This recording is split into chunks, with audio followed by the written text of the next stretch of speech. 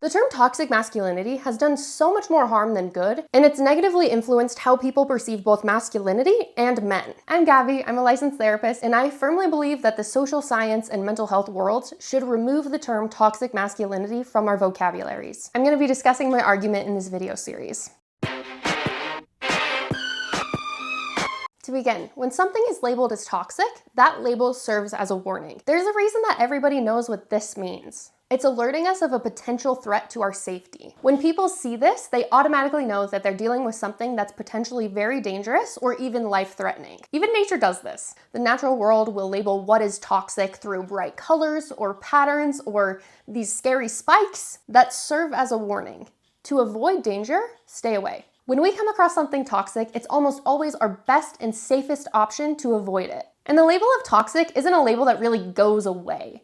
It's pretty rare for something that is toxic to just cease being toxic. And that's also the case with people. Truly toxic, abusive people generally don't care that they're toxic, and some even enjoy it. And they rarely have any intention of changing their behavior. I've worked with people in a therapeutic capacity for my entire career, and to be an effective therapist, you have to get pretty good at being able to accurately understand people as quickly as possible. A mental shortcut that I use in my practice that I've found to be invaluable is called Hanlon's razor. Never attribute to malice what could be adequately explained by ignorance. In practice, what that means is that when a client's acting in a way that I find questionable, my first assumption is always going to be that they don't realize the negative impact that they're having on others, or they don't know how to behave differently. That assumption is right a lot of the time. I've observed over and over that far more interpersonal conflict is caused by misunderstanding, or a lack of communication, or a lack of awareness than is caused by malice. Interpersonal problems like this are fairly easy to correct therapeutically because they're remedied by teaching. Once people learn how to notice how their behavior is being received and better understand how to communicate with others about their intention, the problem kind of solves itself. But this is a tricky balance because I'm not saying that all toxic behavior is committed unintentionally,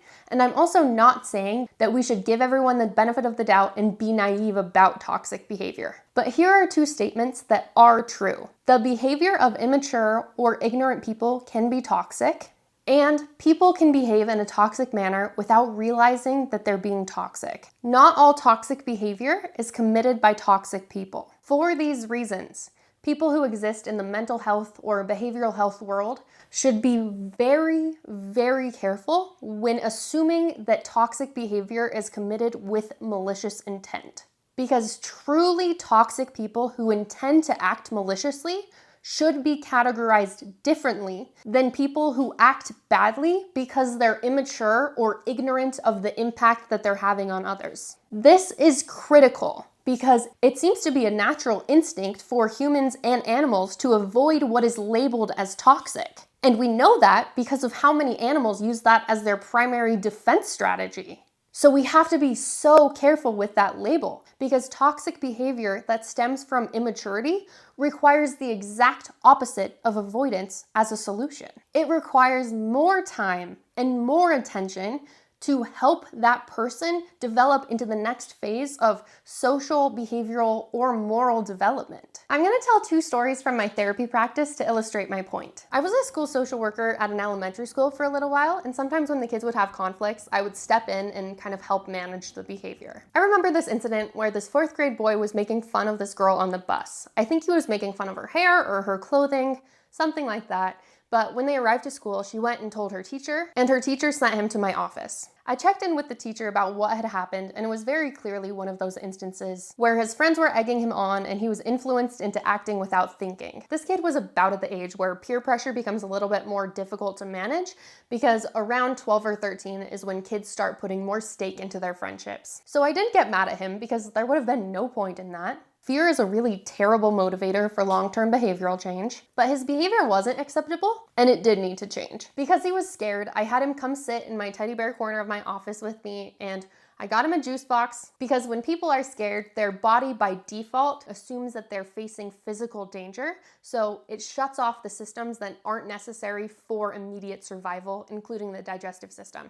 So activating the salivary glands is a good way to turn that digestive system back on, and it can help to re-regulate the nervous system. I wanted to prioritize regulating his nervous system because when people are in that survival mode that comes with being scared, it's very difficult to learn. And I wanted him to be calm and regulated it so that he could re-access the areas of his brain required for higher order thinking skills like empathy and self-reflection. So once he was regulated, I helped him really sit and think about what it would have felt like to have a popular kid make fun of what he looked like in the same way that he made fun of that girl.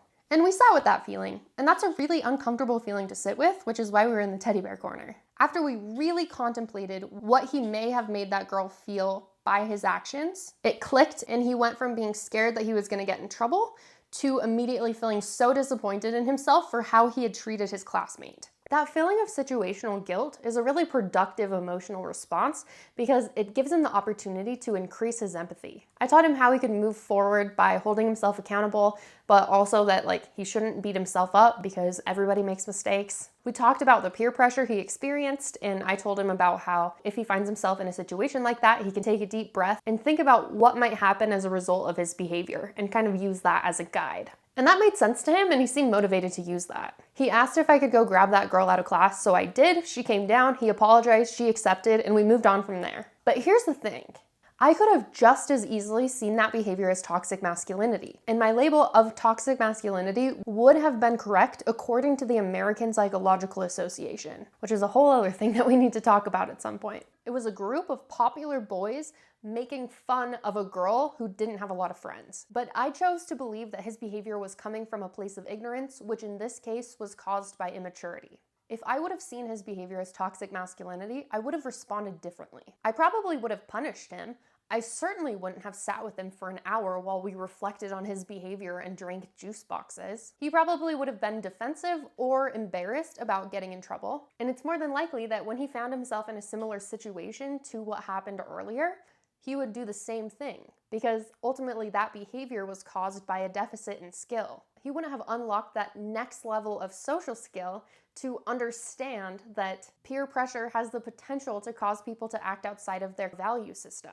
He was a smart kid and he cared about his classmates. He just needed support to further integrate his value of being kind with his behavior. Empathy is a skill that we're taught. We are not born with empathy. And as we progress in age and hit new developmental milestones, empathy becomes more nuanced and more complicated. So as we progress and grow in our empathy, we're gonna make mistakes. That's just part of learning. That's why it's almost always more helpful to think of behavior as a mistake or a blind spot or an opportunity for growth, rather than assuming it's indicative of a fault in character or attributing it to toxic masculinity. We didn't have any more problems with that student for the rest of the school year. And after that, he became my little buddy because he knew that I was an adult who had his best interest in mind. So I was gonna be on his side as he progresses through these more difficult years. I was someone who would actually discipline him.